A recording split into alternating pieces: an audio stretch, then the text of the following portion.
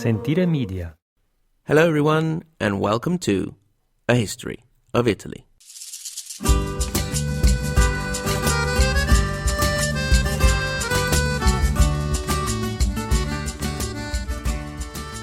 Episode 14, Carolingian Italy.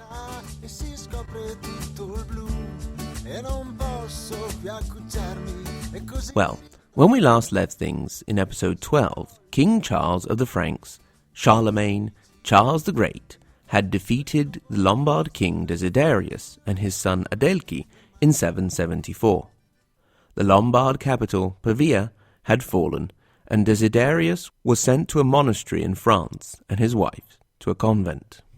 Now, Charlemagne was one of the most important figures in history, so it's not like we're the first ones to talk about him. Therefore, I'm going to give myself two rules. The first is to talk about him with specific reference only to Italian issues. And the second is to see if I can't mention some interesting facts that perhaps you wouldn't hear every day. Let's start with the latter. So, fun facts about Charlemagne. Number 1. He loved pecorino cheese, sheep's cheese. Now, you may say, he was French, and now he also had Italy. How could he not like cheese? Everybody likes cheese, and especially French and Italian cheese. I won't get into, obviously, a debate with our cousins on the other side of the Alps about which cheese is better. It's Italian cheese. However, he didn't actually discover this until later in life. A bishop friend of his brought him some one day. Charles had a nibble of the crust and went mental about being brought such disgusting food. When he was finally made to calm down and convinced to taste the pulp, he fell head over heels, and from that day on, he always had a chunk of pecorino with him when he travelled, and he travelled quite a lot, all around his empire. Number 2. He had a pet elephant called Abdul Abbas, who was given to him by the Caliph of Baghdad, Harun al-Rashid. He loved the elephant and would even chat to it, and once rode it into battle. He loved it perhaps a little bit too much and spoilt it rotten, feeding it all sorts of rich food. In the end, it died of indigestion, although another source said it was possibly pneumonia, considering the elephant had already been quite old when it arrived at the court after walking all the way from Baghdad across Africa. Charles declared a day of national mourning. So, the cheese-eating, elephant-loving future legend had defeated the Lombards with apparent ease. But why had it been so easy? After all, the military development was at a similar level, with a growing importance in the Middle Ages of heavy cavalry. As far as the state organization was concerned, that of the Lombards was rather more developed than that of the Franks, having the former been in close contact with the remains of Roman administration. You may remember that we said in the last episode that their laws continued to be used for quite a while, making Italy somewhat different from the rest of the Carolingian Empire. The answer is relatively quick.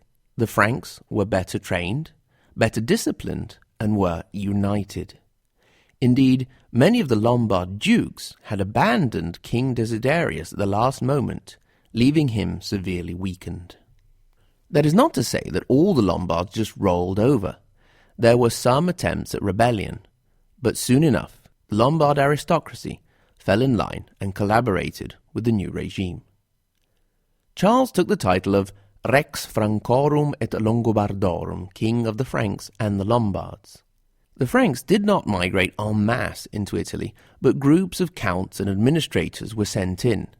Some Franks, some Alemanni, some Burgundians, and some Bavarians, who worked alongside the existing Lombards and Italian administrators. So, Charles used these local powers, represented by the dukes, counts, and prefects, but he didn't just let them get on with it. He used a system of what you could call inspectors, the missi dominici, the envoys of the Lord, to keep an eye on the local nobility. These envoys were chosen from the upper levels of society and often from the clergy.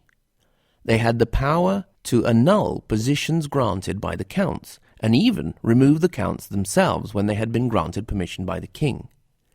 They also had the power to set up courts and administer justice. In short, they were a check on the power of the counts in a certain sense, to protect the weaker members of society from the oppression of local power, as well as keeping an eye on the rights of the king. Part of the latter was the ever-important tax collection. Although one of the greatest possible sources of wealth, the monasteries and other ecclesiastical properties were not taxed. Charlemagne also used the clergy and the intellectuals to try and improve the cultural situation, using such men, for example, as Paulus Diaconus, one of our sources for the history of the Lombards. For this purpose, he also looked to England, where things in education were a bit further along, and he had the clergyman, scholar, poet, and teacher, Alcuin, come and help him organize the cultural educational program that was introduced in this period and remained for the rest of the Middle Ages. The syllabus covered the 7 main liberal arts, divided into the trivium, which was composed of grammar, rhetoric, and logic, and the quadrivium, composed of arithmetics, geometry, astronomy, and music. He also created the Schola Palatina, the Palatine Academy in Aachen, the capital of his reign, to attract intellectuals from all over. For all the energy he put into the spread of culture, Charles the Great himself, try as he might, could barely read or write, something that weighed heavy upon his mind all of his life. He also had a great love for his people, at least according to his official biographer, and when he travelled around, he often stayed with the commoners in houses or in barns. He also applied a policy of price control so that people could get the basic foodstuffs, such as cereals, at affordable prices. For example, a modius, which corresponded to 52 or 63 litres of oats, was not to cost more than 1 denarius, barley no more than 2, rye 3, and wheat 4. Prices could be even lower if these cereals came from the king's own lands. The next question is, what on earth is a denarius and how much was it worth? Well, the denarius was a silver coin that was reintroduced by Charles in the 780s and became one of the basic coins in Europe for centuries to come. How much was a denarius worth? Well, around 52 to 63 litres of oats. Now, we're talking about all this administration and learning, but what exactly were the Franks reigning over in Italy?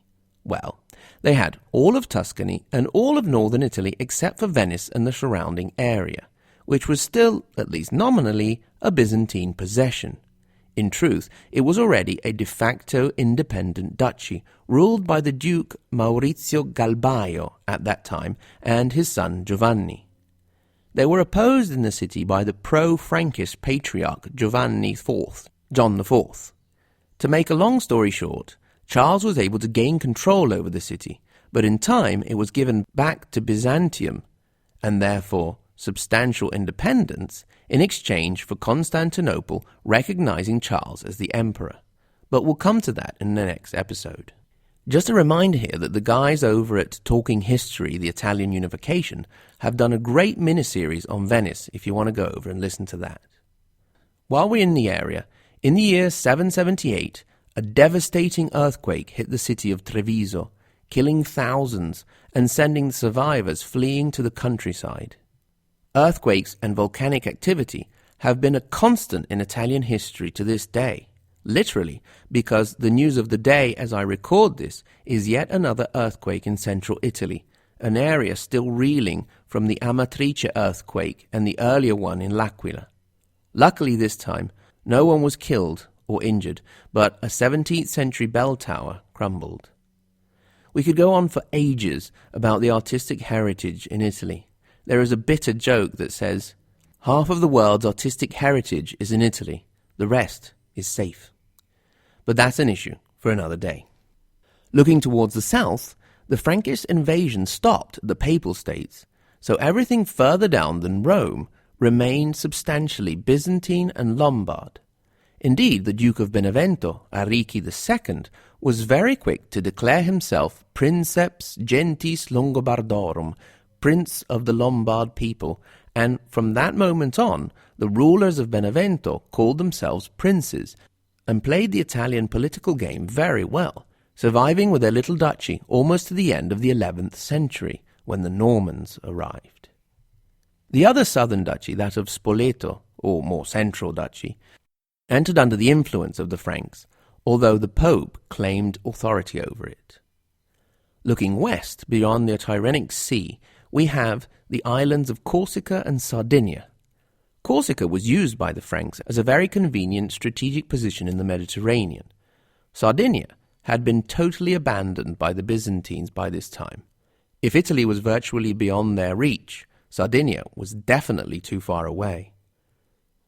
Especially now that there was a new force dominating the Mediterranean, but we'll get to that in a couple of episodes. We can go over the organization that they left there.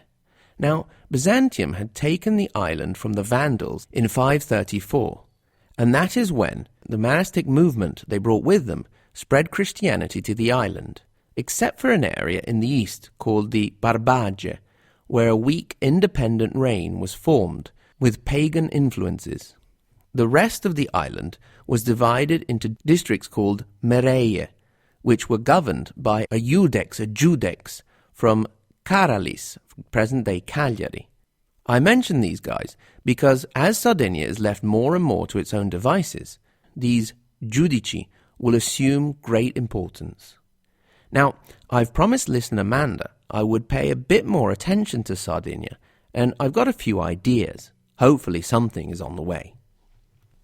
Finally, there, smack bang in the middle of Italy, cutting the peninsula in half, thus making any future attempt at unification very difficult, was the creature that the Franks themselves had helped to grow, the property of St. Peter, the Papal States. These now included not only the area around Rome, but also the land connecting it to Ravenna and the areas around that ancient imperial city. However, already showing the strong Italian tendency to independence, the inhabitants of the Ravenna area were not at all happy about being subjugated to the authority of Rome. After all, Ravenna was the more recent imperial capital that had taken the place of Rome. The Ravennati complained about the Pope, and the Pope complained about the Ravennati. Who did the Pope complain to? Who else but the King of the Franks, Charlemagne. Indeed, the Pope, not having any sort of military strength himself, had to wholly depend on the Franks. He complained vociferously and often about many things. The Archbishop of Ravenna has taken my cities, the Duke of Benevento is being mean to me, and so on. You may remember that the Pope at this time was Hadrian. Charles ignored a lot of the whining, but he did listen to some. For example, when the Duke of Benevento Arricchi started elbowing for space in 787, now that he was a prince and not just a duke, his threatening looks at the Pope's lands sent him crying to Charles, and Charles did show up with a big hairy army, and Arricchi stood down. You could probably say that this was one of the last examples of open rebellion to the authority of Charles, although passive-aggressive resistance remained. So this was the situation Charles was dealing with. Being a good ruler, he started very early thinking about how to sort out a succession. In the year 781, Charles took his son Carloman to Rome so that the Pope could crown him and he could be raised to the throne. For some reason, the Pope decided to change the boy's name from Carloman to Pepin. I suppose one more confusing name wasn't going to make that much of a difference. Anyway, from that point on, we can speak of a Frankish kingdom of Italy, with Pepin as its king under the regency and supervision of Charlemagne. That's where we'll leave them for now, because next week, things with the new Pope are going to be fun. And something will happen between the Pope and Charles that will leave its mark for centuries to come. As always, thank you very, very much for listening. Thanks in particular this episode to April E., who got in touch via the website. Thank you very much, April. She's planning a trip to Italy this summer, which I'm sure will be fantastic. And if you need any suggestions on places to visit, you know where to ask. You can also get in touch via email, for example, at hello@ahistoryofitaly.com, directly commenting on the website at the same URL, ahistoryofitaly.com, where you'll find links to our social media and our YouTube channel, which hopefully will be updated soon with some new videos on Italian cities. I'm also hoping to do an overhaul on the site within the next few months. If I can't make it cool, at least I'll try and make it a little bit less rubbish. Please remember also to subscribe, rate and review. Thank you very much for listening again, and until next time, arrivederci.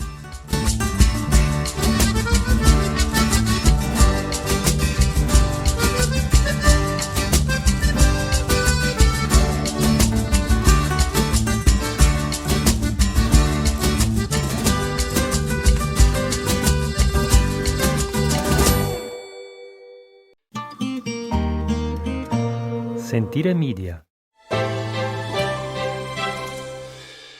Hey, podcast producers and show hosts.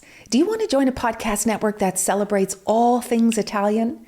At Sentire Media, we understand the allure of Italy and its unique culture. Our devoted team of hosts and producers are all driven by their shared passion for Italy. And we work tirelessly to create the best lifestyle podcasts and content that will whisk you away to the very heart of Italy. With us, you can savor the mouth-watering flavors, get lost in the stories from the past, break down the cultural barriers, and truly immerse yourself in the vibrant traditions of this intoxicating country. If you have a great podcast idea or are already in production and would like to join Sentire Media, head over to sentiremedia.com, that's SENTIRE media.com, and find out how to submit your show.